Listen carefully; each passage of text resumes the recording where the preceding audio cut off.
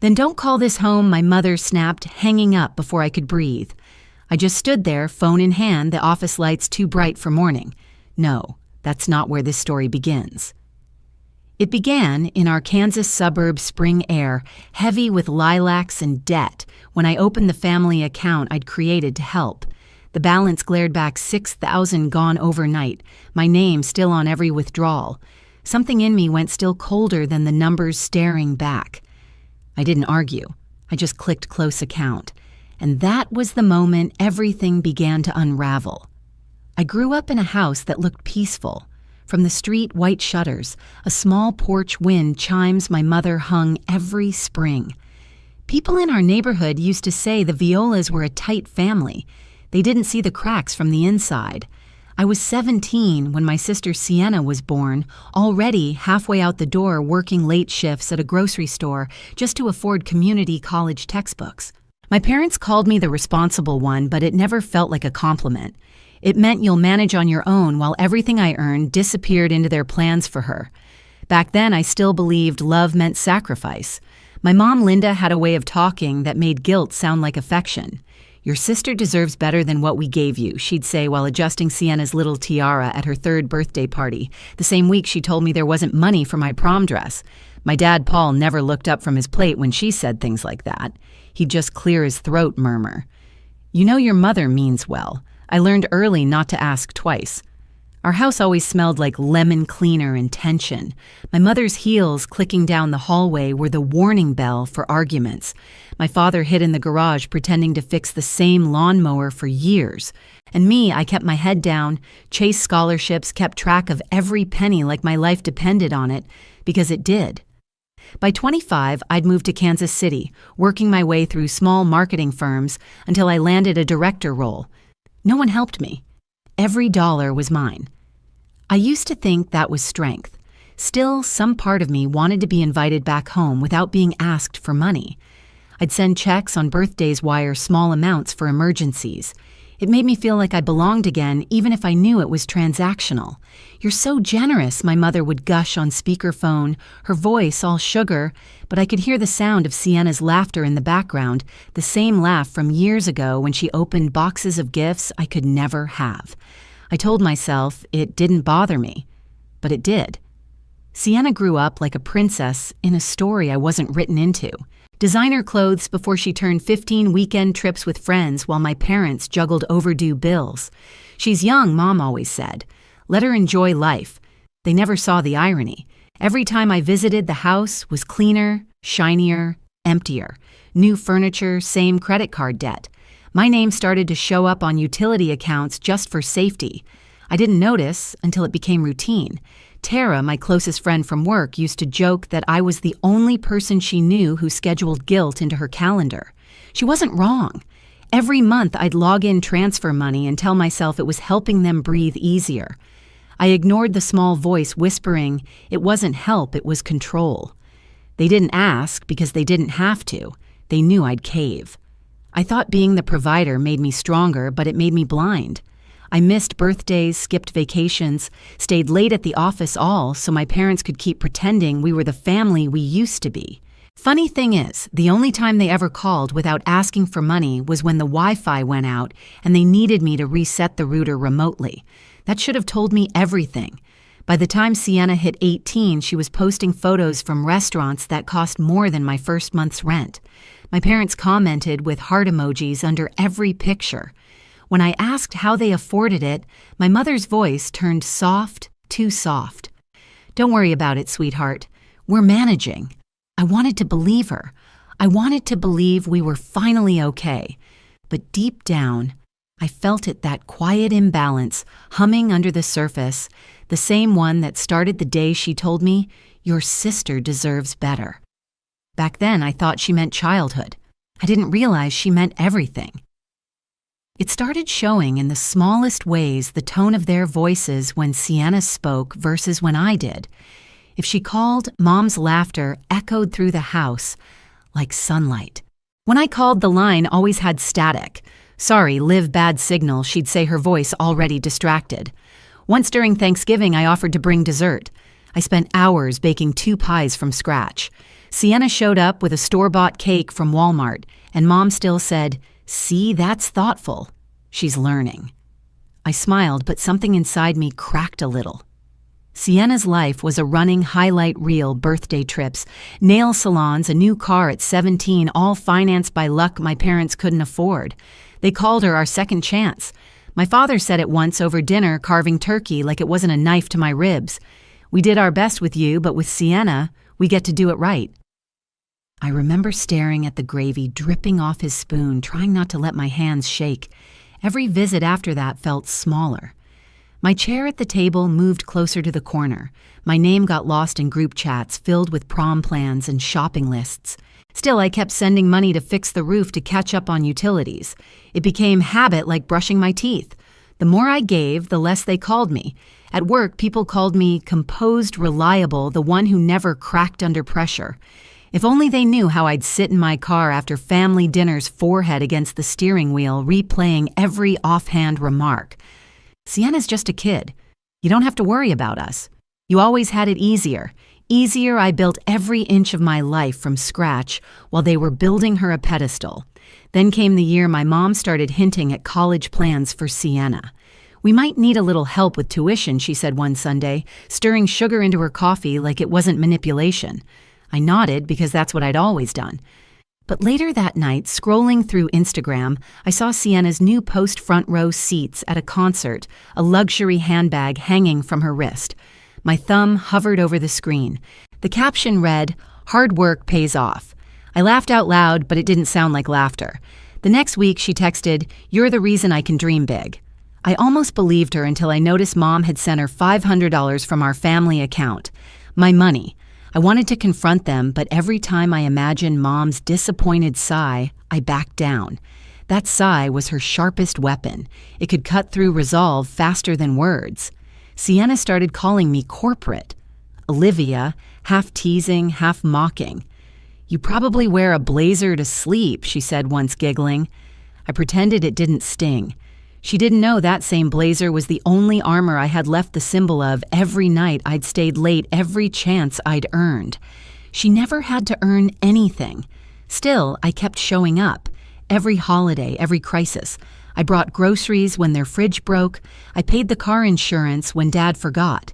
And every time I walked through that front door, Mom would hug me with one arm, the other already reaching for my wallet. I told myself that was family. But somewhere deep down, I knew it was debt collection disguised as love. I kept thinking, maybe if I gave enough, they'd finally see me. Maybe they'd say thank you or just, "We're proud of you." But the truth, they didn't want a daughter who stood on her own. They wanted an account that never ran out. And the day I realized that the air around me changed. The laughter at that dinner table started sounding like something else, like a countdown I couldn't yet hear. It was a Tuesday morning quiet except for the buzz of my phone sliding across the desk. A text from Sienna lit up the screen like a siren. "Need $3,000 for prom? No, hi, no, please. Just that." I blinked, thinking maybe I'd read it wrong. Then another came in. "Send it today. I already told everyone I'd have the dress." My stomach dropped. I typed back, "Work for it, Sienna. I'm not your bank," she called immediately. Her voice hit my ear like nails on glass. "You're unbelievable. It's one night. Why can't you just help me for once, for once?" The words burned. I stared out the office window, Kansas City skyline bright and cold, and said quietly, "Because you need to learn." The line went dead. Minutes later, Mom texted, "If you don't help your sister, don't call this home." My chest tightened so hard I forgot to breathe. A second text followed from Dad. "You've forgotten where you came from." I just sat there, frozen. The hum of the fluorescent lights felt deafening. I could almost smell the lemon cleaner from their house, that same mix of guilt and control. By lunch, I still hadn't moved. My inbox overflowed coworkers passing by with coffee and small talk, and I just kept staring at that message thread. "Don't call this home." 4 words that erased 36 years. Then the email hit large transaction alert. $6,000 withdrawn from the family account. My name on the top line. My signature on the creation form. My money gone. I clicked into the statement, heart thudding. There it was, withdrawal after withdrawal, months of them. Some to department stores, some to event planners, one even labeled Sienna's Prom Dreams, LLC. My vision blurred. I called my mother, my voice calm but cracking at the edges. Did you take money from the account Silence? Then cool as ever. We used it for family needs. You wouldn't understand. I bit my lip until I tasted metal. Family needs, I whispered. Or Sienna's wants. She sighed that same theatrical sigh that had ended every argument since I was a kid. You've always been selfish, Olivia. You think success makes you better than us. The line clicked off. Just like that. I didn't throw my phone. I didn't cry. I opened a blank document and began listing every transfer, every date, every excuse. My hands shook, but my breathing slowed. I was done explaining myself. That night, Tara met me at her office. You sure you want to know, she asked, typing my login. I nodded. The screen filled with years of transactions. Over $120,000 gone. Credit cards, car payments, vacations, boutique purchases. I felt my pulse in my throat. Tara looked up, her voice steady. They've been using your money to live like nothing's wrong. Something inside me went silent. Not broken, just finished. The kind of silence that comes before thunder.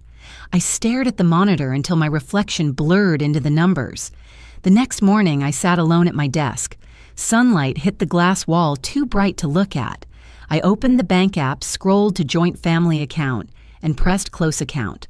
One tap, one breath, one clean break. No texts, no explanations, just the hollow ping confirming it was done. For the first time, the quiet didn't scare me. It felt like oxygen. And somewhere deep down, I knew that silence would be louder than any revenge speech I could ever give. The morning after I closed the account, everything looked sharper. The coffee tasted stronger, the city noise clearer. It was strange how peace could feel like adrenaline. My phone lit up, every hour calls from Mom, Dad, Sienna. But I didn't answer. I watched each name flash, then fade. By noon, I'd blocked all three. No announcement, no speech, just quiet. At work, I threw myself into projects I'd been putting off. New campaigns, late nights, clean numbers on a spreadsheet that actually balanced. For once, the only debts I managed were professional ones. Tara stopped by my office one evening, leaning against the doorframe. You okay? She asked. I nodded. Better than I've ever been. And I meant it. Because I was finally free of the constant buzzing guilt in my chest. But freedom didn't come cheap. The guilt still knocked sometimes in the silence before sleep or when I passed a family having dinner through a restaurant window. I'd remind myself love isn't measured in wire transfers. Still, part of me ached for what I thought we had. That's when I started therapy. Every Thursday at 6 p.m., I'd sit across from Dr. Hayes, learning that boundaries aren't walls. They're doors you choose who to let in. By spring, I'd paid off my own student loans and opened a new savings account, one with only my name on it. I bought a small condo downtown with wide windows and light that poured in like forgiveness. The first thing I put on the counter was a candle, vanilla, like the one Mom used to light before pretending everything was fine. Except this time, it was my light in my home. Tara called it my comeback era. She laughed when I showed her the paperwork for a nonprofit marketing project I'd launched on the side, helping single women manage finances after family manipulation. Poetic justice, she said. Maybe it was. I didn't build it for revenge, but if anyone from my old life stumbled on the press release, that was just bonus. Months passed, and their silence stretched longer than I expected. No apologies. Just small ripples through relatives' messages from my Aunt Melanie about how hard things have been back home. I didn't ask for details, but one night curiosity got me. I logged into public property records. The house on Birch Street was listed for foreclosure. I didn't feel joy. Not really. Just a slow, quiet recognition of cause and effect. Choices.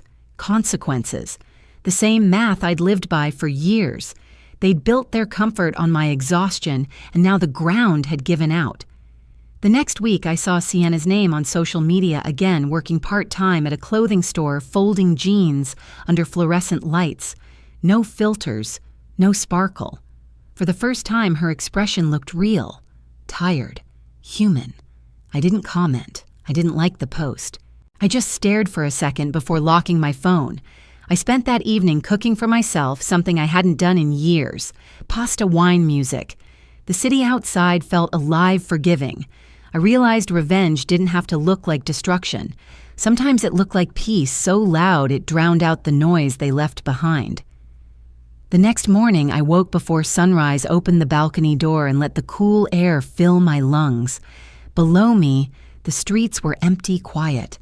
I thought about all the money, all the years, all the begging for love I'd already paid for. Not anymore.